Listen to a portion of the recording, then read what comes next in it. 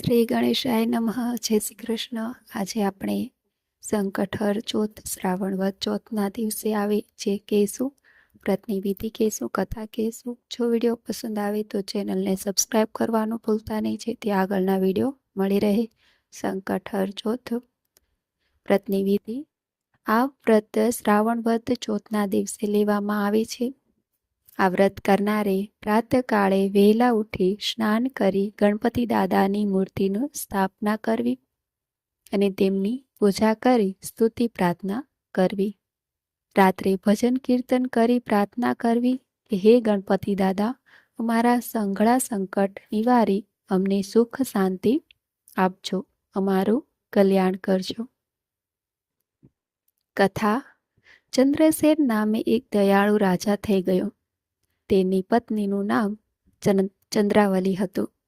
રાજા રાણી ખૂબ જ દયાળુ અને ધાર્મિક વૃત્તિના હતા. બંને જણ ભક્તિભાવપૂર્વક પોતાના ઈષ્ટદેવને ભજતા અને દાન પુણ્ય કરતા હતા. તેઓ ખૂબ આનંદથી પોતાના દિવસો પસાર કરતા. તેમને કોઈ વાતનું દુઃખ ન હતું. છતાં ધર્મીને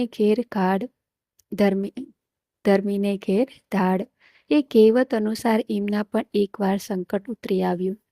પડોશી રાજા સાથે ચંદ્રસેને ખૂબ જ સારો સંબંધ હતો, છતાં પણ પોતાનો રાજ્ય વિસ્તાર વધારવાની લાલચે તે ચંદ્રસેનના રાજ્ય પર ચઢી આવ્યો અને જોતજોતામાં તેમનું રાજ્ય તેણે પડાવી લીધું.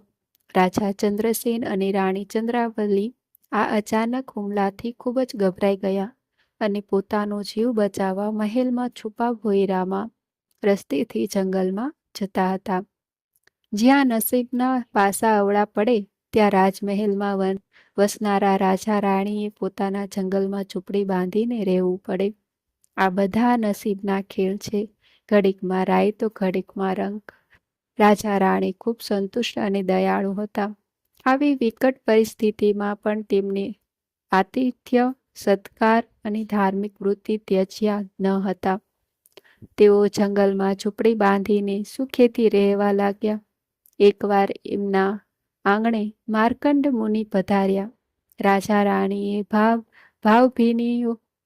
ભાવભીનો આવકાર આપ્યો અને તેમને વંદન કરી ફળાહાર કરાવ્યા. ત્યાર પછી પોતાની ઓળખાણ આપી. પોતાના પર આવી પડેલા દુઃખના નિવારણ વિશે તેમને પૂછ્યું. તેના ઉત્તરમાં મુનિએ કહ્યું, રાજન, તમે શ્રાવણ વદ ચોથના દિવસે સંકટહર વ્રત કરો તો જરૂર તમને ફાયદો થશે અને તમારું છીનવાઈ ગયેલું રાજ્ય પાછું મળશે. રાજા ચંદ્રસેને વિનમ્ર ભાવે મુનિને કહ્યું, મુનિરાજ, અમે ભક્તિ ભાવપૂર્વક એ વ્રત કરીશું, પણ અમને કૃપા કરીને એની વિધિ જણાવો. મુનિએ કહ્યું, શ્રાવણ માસમાં કૃષ્ણ પક્ષ ચોથના દિવસે આ વ્રત લેવું. પ્રાતઃકાળે વહેલા ઉઠી સ્નાન કરી ગણપતિની મૂર્તિની સ્થાપના કરી લાલ કરેણના ફૂલ વડે તેમની પૂજા કરવી. ત્યારબાદ ધૂપ દીપ કરી નૈવેદ્યમાં લાડુ ધરાવવા અને જો બની શકે તો ગોળ ધરાવો. રાત્રે ચંદ્રના દર્શન કરી ગણપતિની સ્તુતિ પ્રાર્થના કરી સૂઈ જવું.